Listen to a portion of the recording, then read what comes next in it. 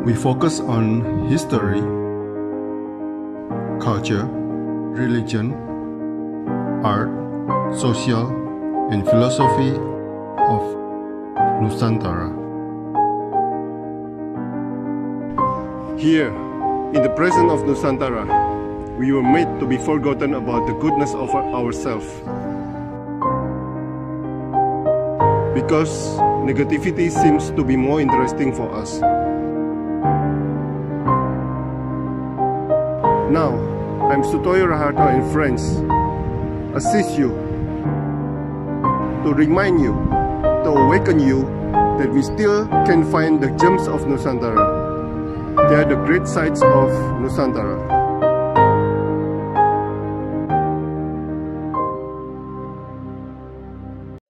Selamat sore Pak John Ray, seorang artis, seorang seniman, pelukis tepatnya.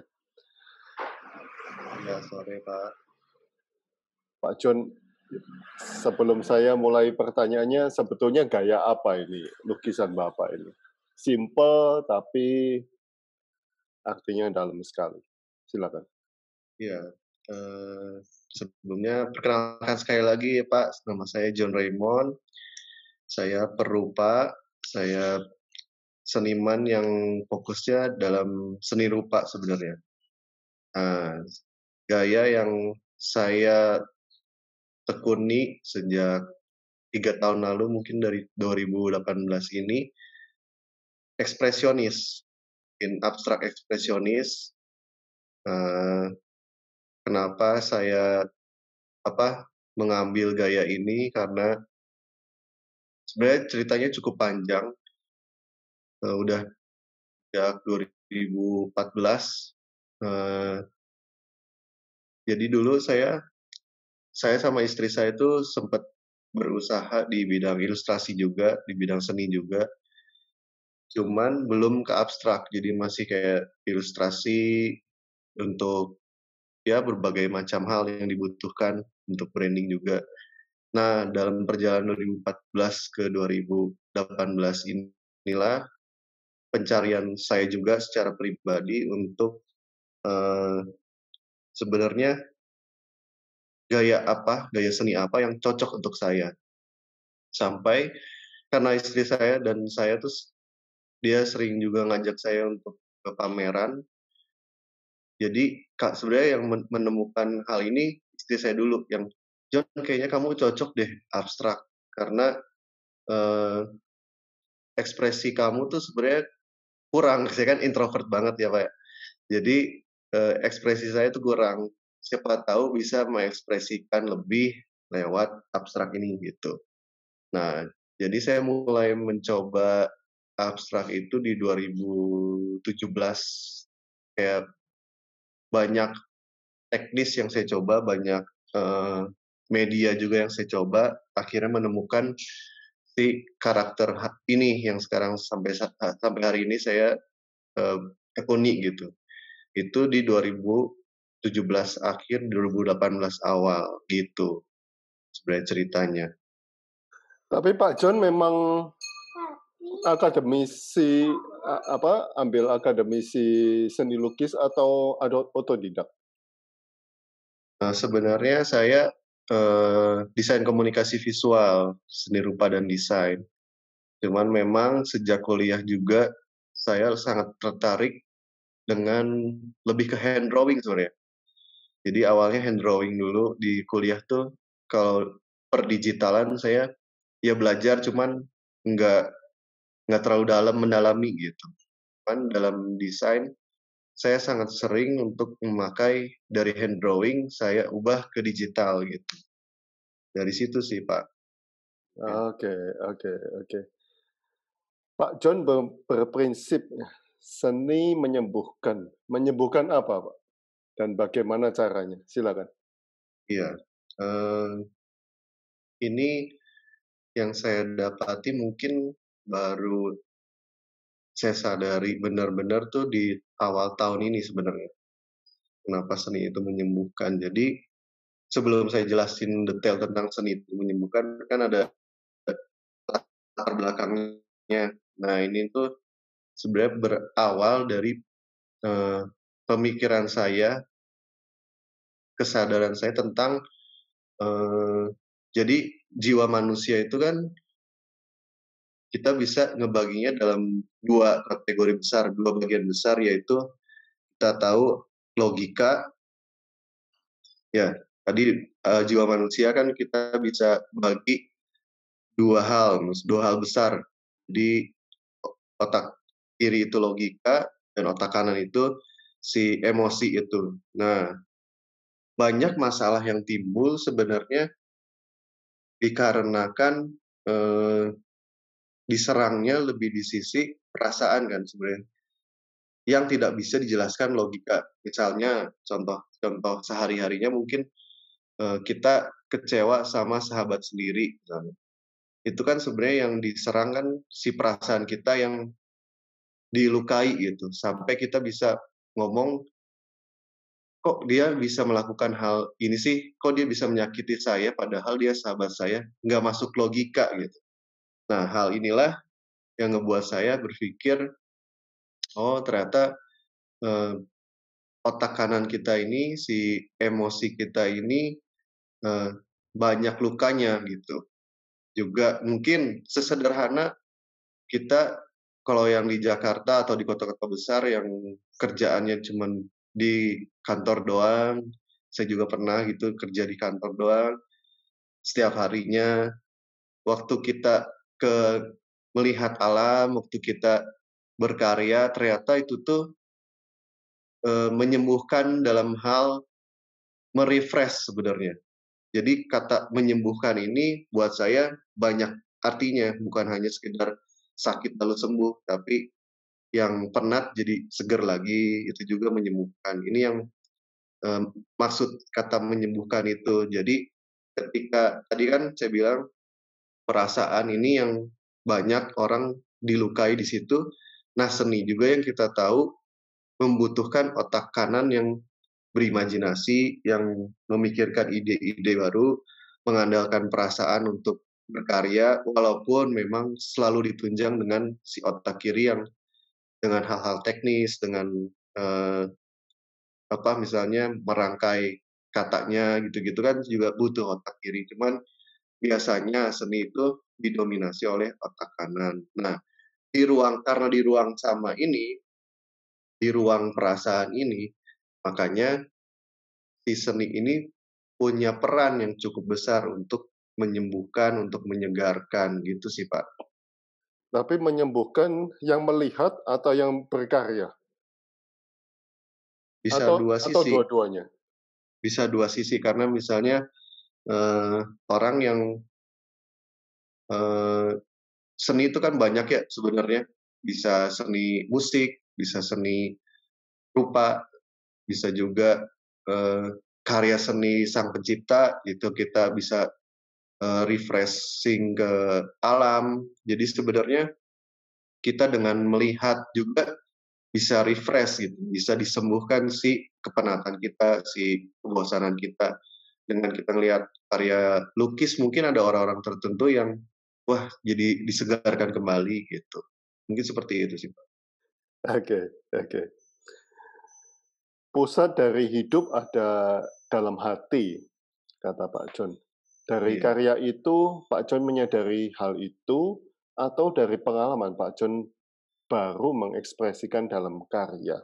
Silakan.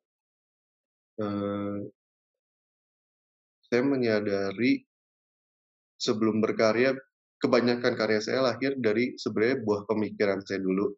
Oke, Jadi oke. baru saya tuangkan dalam karya. Sebenarnya kebanyakan seperti itu. Jadi saya menyadari bahwa sebelum kita melakukan sesuatu, kita tuh lebih seringnya menimbang sesuatu dalam hati kan, dalam pikiran, dari sesuatu yang tidak terlihat dulu, akhirnya kita lakukan sesuatu yang terlihat. Misalnya, contoh simpelnya, waktu kecil kita bermimpi menjadi profesi tertentu. Misalnya, let's say kita jadi mau pilot. Nah, ketika kita menimbang dari hati, kita senang lihat pilot, kita senang pesawat, lalu kita mulai belajar untuk bagaimana menjadi pilot, bagaimana caranya belajar cari sekolah yang terbaik seperti apa. Jadi nah disinilah kita betapa harus menjagai si hati kita karena eh, bisa jadi waktu berjalannya waktu ketika si hati ini dikecewakan, mungkin juga ngalamin sesuatu yang tidak enak gitu. Nanti si outputnya bisa juga melakukan hal itu gitu. Jadi ini tuh kenapa saya bilang pusat karena sebuah penentuan sikap kita tuh sebetulnya dari hati dulu. Mau sadar atau nggak sadar. Jadi kita sebelum mau berbuat baik atau berbuat jahat, penentunya itu makanya saya bilang itu pusat. Oke, oke. Dan itu sudah jadi karya ya? 3 Ya, karya kalau nggak salah ya? ya. Nah, waktu membuat 3 karya itu dijadikan satu atau dipisah-pisah kanvasnya memang? Dijadikan satu cerita sebenarnya. Tapi kanvasnya dipisah-pisah? Ya, dipisah-pisah. Oke, oke. Bukan digabung terus baru dipisah gitu ya? Oke. Pak John mengatakan manusia secara misteri dipertemukan manusia lainnya menjadi sebuah lingkaran kehidupan. Tanpa bertemu dengan yang satu, kita tidak bertemu dengan yang lainnya. Karena semua telah ditentukan oleh semesta untuk dalam lingkaran kehidupan. Dari dia menjadi mereka, tanpa mereka tidak ada aku dan kita. Pengalaman apa yang mencetuskan pencerahan ini, Pak John? Silakan. Iya, pengalaman sebenarnya ini satu rangkaian cerita panjang. Jadi kayak sedikit cerita sebelum saya akhirnya menentukan gaya seni saya dalam abstrak. Nah, saya itu kan menggali sebanyak mungkin teknis, sebanyak mungkin gaya yang mungkin saya suka gitu. Nah, dalam perjalanan saya secara pribadi, hidup saya ini ada orang-orang yang istilahnya berjasa dalam hidup saya. Jadi waktu saya sedang menggali potensi saya dan saya mulai posting di sosmed, suatu hari ada teman sosial media saya yang sebenarnya belum pernah ketemu, itu ngontak saya, John mau nggak saya rekomendasiin ke galeri ini misalnya, karena galeri ini lagi nyari pelukis abstrak. Oh boleh, kasih aja nomor saya gitu. Nah ini sebenarnya salah satu batu loncatan saya juga dalam berkarya. Nah ketika dikontak akhirnya cocok, nah akhirnya saya ada di galeri itu. Sepanjang perjalanan di galeri itu saya mendapatkan juga berbagai ilmu dalam seni rupa, secara khususnya seni rupa murni ya. Lalu di dalam perjalanannya itu waktu saya bertemu dengan salah satu klien, kan saya tuh sebenarnya saya dan istri tuh sering kerja bareng lah. Jadi kalau ketemu klien juga saya sering ajak istri saya gitu. Nah waktu saya ajak istri saya ketemu klien, ternyata klien ini suka dengan tata bahasanya istri saya, dan di pertemuan itu menawarkan satu proyek menulis buku gitu. Jadi istri saya akhirnya jadi editor di buku itu nyambung lagi tuh dari satu titik ke titik lain lagi. Nah dari si klien saya ini yang akhirnya bekerja sama dengan istri saya, dikenalkanlah dengan yang lain lagi, temannya lagi. Nah temannya ini yang akhirnya di tahun 2019 ayahnya temennya partnernya istri saya ini membeli satu set karya saya di Art Jakarta waktu itu.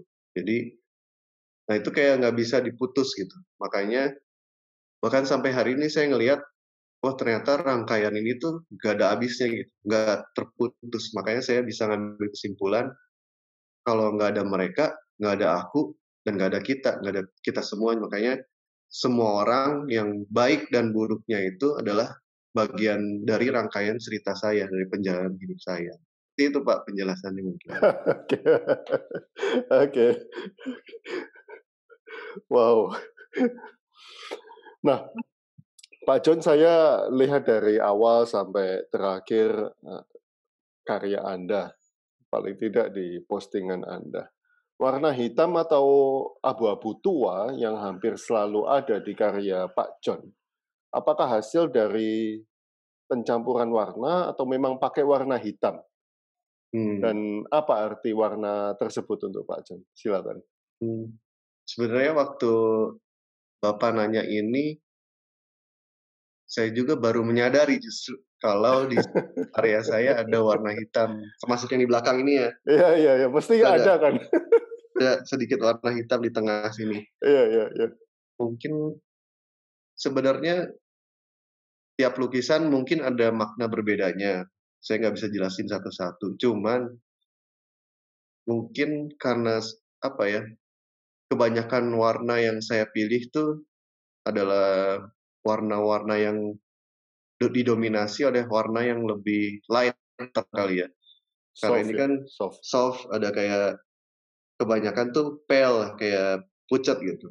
Nah, warna hitam ini untuk penyeimbangnya gitu, kayak untuk supaya secara keseluruhan masih ada si kontrasnya gitu.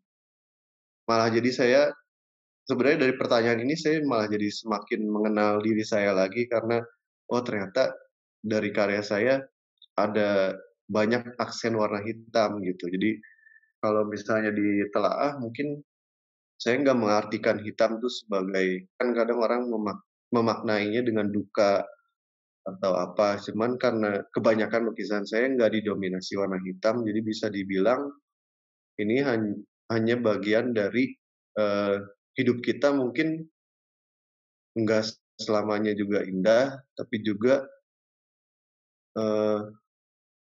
kadang kalau kita misalnya lagi belajar di sekolah, ada pelajaran-pelajaran yang kita nggak sukai, tapi malah hal itu membawa pembelajaran yang baru untuk kita gitu. Mungkin jadi maknanya bisa seperti itu mungkin. Tapi ini sederhananya karena saya ingin kontras aja sih dalam keseluruhan kanvas itu gitu Pak. Tapi itu benar warna hitam atau hasil pencampuran warna-warna tersebut? Hitam, ada yang warna hitam. Hitam. Oke. Amazing Pak John. Punya karakter sendiri di lukisannya. Dan sudah dibawa ke Jenewa dan sebagainya, itu memang lewat galeri-galeri memang? Ada yang lewat galeri, ada yang kontak saya langsung. Jadi kalau sekarang saya udah per 2020 lalu saya udah freelance saja. Jadi bergerak sendiri aja dulu sekarang untuk saat ini. Pernah dengar nggak apa istimewanya lukisannya Pak John menurut klien, menurut customer? Mungkin kalau lebih enaknya ditanyakan kepada klien, cuman hampir rata-rata senang karya saya karena simplicity-nya, terus dari tekstur abstraknya, kayak gitu sih Pak. Sama ceritanya, maknanya gitu. Tapi kebanyakan kalau yang beli karya yang sudah saya, jadi kan saya bisa custom berdasarkan kisah dari klien, dari request warna juga bisa. Cuman kalau orang yang beli karya saya yang hasil pemikiran saya, biasanya lebih tertarik dari maknanya sebenarnya. The story. Ya, the story. Ya. Dan saya lihat batu bata, warna batu bata itu memang dari batu bata asli ya? Saya pernah nge-explore dari warna pigmen batu bata sendiri gitu. Jadi cuman itu tahun berapa ya? Tahun 2018 mungkin, 18 akhir. Yang nggak semua karya saya lahir dari batu bata juga sih sebenarnya. Oke, oke. Terima kasih Pak John atas waktunya, atas sharingnya. Sama-sama Pak atas kesempatannya.